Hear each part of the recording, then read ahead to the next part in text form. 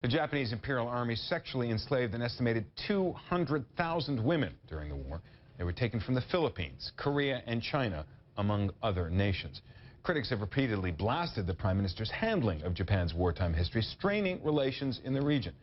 He made reference to past apologies, but he didn't offer a new one. Why would anyone have been expecting that? Why wouldn't he have just flatly apologized one more time?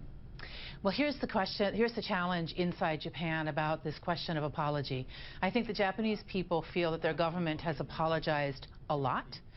There have been repeated statements on the 10th anniversary, starting with Mr. Murayama, the Prime Minister, for the 50th anniversary in 1995. Then again, 10 years later, the Prime Minister Koizumi, and now Mr. Abe.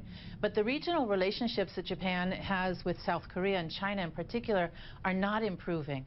And I think many Japanese feel that 70 years after the war, 2 or 3 generations of Japanese later, they worry that this apology diplomacy is really undermining Japan's geopolitical status. On the other hand, though, you still have some unresolved issues. And very clearly in your opening piece, you saw the comfort women or the issue of sexual slavery in Asia. And the Japanese and South Koreans in particular are having a very hard time coming to terms with how to embrace and how to reach out to these women who are still alive. And yet the Prime Minister speaks about them with euphemisms, which is still hard for me to understand.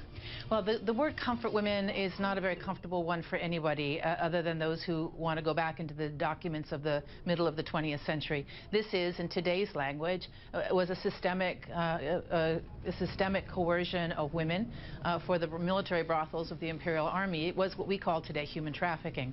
And I think that's a language that you're starting to see the Japanese government embrace. It's a 21st century language for this phenomenon.